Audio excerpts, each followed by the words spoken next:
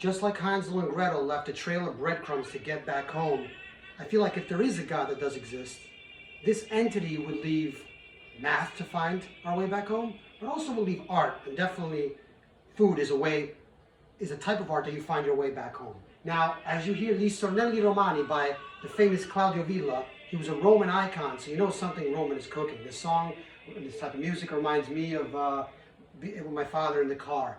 Other Roman icons are the iconic dishes of Rome: amatriciana, gricia, cacio e pepe, and carbonara. In fact, I did a video of them a few months ago on Instagram. Check it out, explaining the differences. I wrote about it on my blog, Piazza Life, too. Now, the pasta we'll be making today is called amatriciana. It comes from the town of Amatrice. That's very important to know because it's a town in Abruzzo. Amatrice. You always see it misspelled in tons of menus all over the world. It's called amatriciana. It comes from the region of Abruzzo, where some of the best chefs in Italy and therefore the world come from, as long as the Amalfi Coast. And Abruzzo is right next to Rome. So a lot of them went there. They migrated back and forth, so there's a lot of shared influences and culture there. So the dish is actually more closely associated with Rome, the city of Rome, than anything else, and it's my favorite city. And they get kind of more associated with it. The funny thing is, we'll be using Bucatini pasta. If you go to Amatrice, it says, there's a big sign that says Amatrice, the city of, it's really a town, the city of spaghetti alla matriciana. So they prefer spaghetti, but you're not doing wrong if you do bucatini. You can use spaghettoni, which is a little bit bigger than spaghetti, or something sturdy like rigatoni or paccheri. But really the classic, I would say, is bucatini. Bucatini is from buco, which means hole. So these are bucati, and they're like thick spaghetti with a hole in them, and they're really good. And you gotta be careful when you eat them. You gotta wrap a tablecloth, because in Italian they say, sono come gli serpenti, they're like serpents. But it's an enjoyable mess. And the brand that I'm using is called Setaro. I've actually been to the factory in Torre Annunziata. That town and the town of Gragnano are probably two most famous towns in Italy and therefore the world for high quality pasta production, and historically so. I like my pastas to be extruded through a bronze die. What does that mean? You'll see it on the label, say trafilata al bronzo. The die is the instrument that they push it through, the paste. Pasta means paste.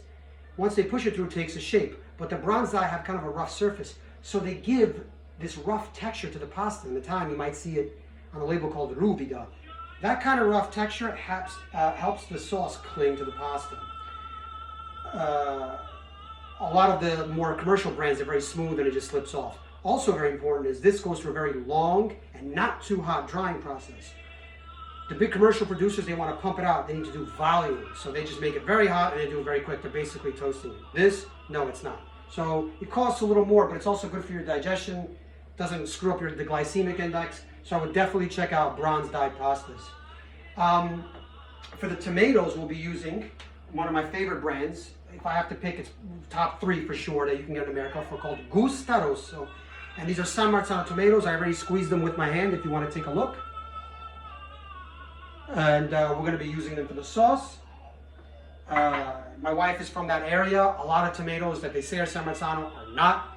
The Gusta Rosso are one of the very few that's actually closest. And you'll pay for it, but it's definitely worth it. Also, I mean, you have to have peperoncino. This is right from my wife's land. It's amazing. I like a little color, red and green. And now for the star of the show. Guanciale. Guanciale comes from, the word is guancia, it means cheek. It actually comes from the jowl, which is a little lower. It's very fatty. Look how beautiful that is. This side you remove the rind part, and the rest you cook. This was very hard to find. It's still hard to find, but growing up, we had to use pancetta because you couldn't find guanciale. Pancetta is what Italians call bacon, except theirs is cured. Also very good, but the traditionalists would never use it. They would use guanciale. If you can get it, get it. This I got from Licini. It's a domestic brand. I don't think it's impossible. I don't think it's possible to find Italian guanciale. But they do like their guanciale to be more aged and more cured. So this is actually a little more fresh than they would use it in Italy. But it's still a very good one. You do not add oil because this is going to release a lot of fat. Olive oil is a cooking fat, so you don't need to add it. Another thing.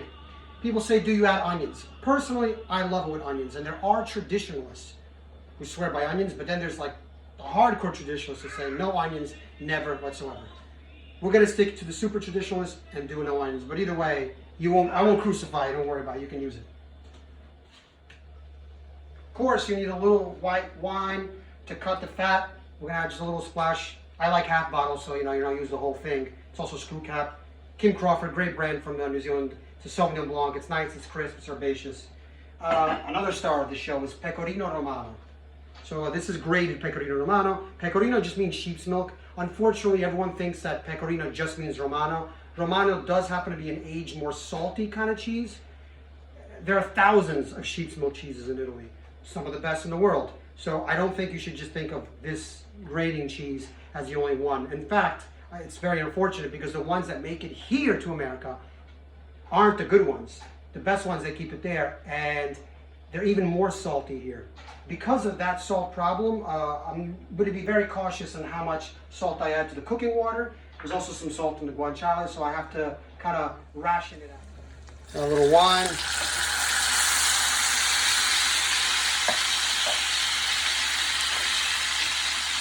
My wife's helping me out here. Got a tomato. And that's my trick, kid, to quote Clemenza. A lot of times you see the pasta with that little curve. That's because they put it over a pole to do the whole thing, and sometimes it doesn't break. Sometimes you can even buy it purposely like this. So now you know why.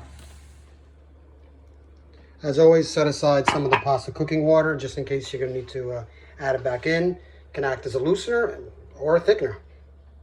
You put it in, finish the last minute of cooking in the dish, in the pan. Add cheese, a little hot pepper.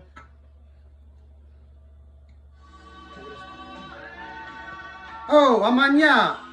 Il cliente è servito. I forgot the wine. You gotta go to my store. When you're in a trattoria, they say un po' di quel vinello, a little house wine. But you don't want a vinello with like a little wine. You don't even want a vino. You want a vinone. We're gonna go get a Montepulciano d'Abruzzo for one. This dish is from, and you're not gonna believe it. Let's go to In Vino Veritas. Should I take this with me? You know what? Just one bite. I don't want to make a mess. People see me at the store and say, what's going on? Can't make a mess. I need the wine. I need the wine.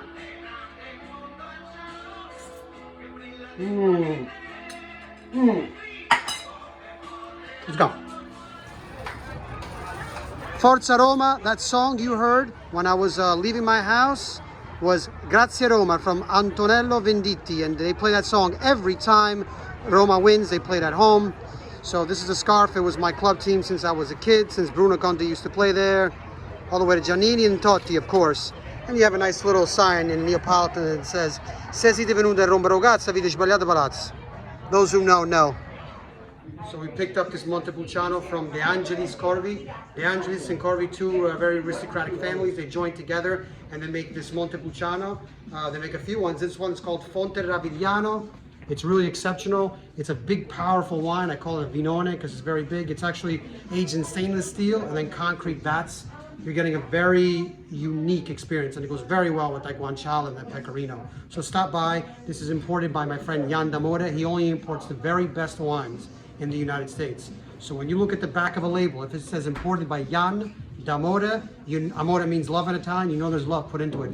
It's guaranteed to be a great bottle of wine.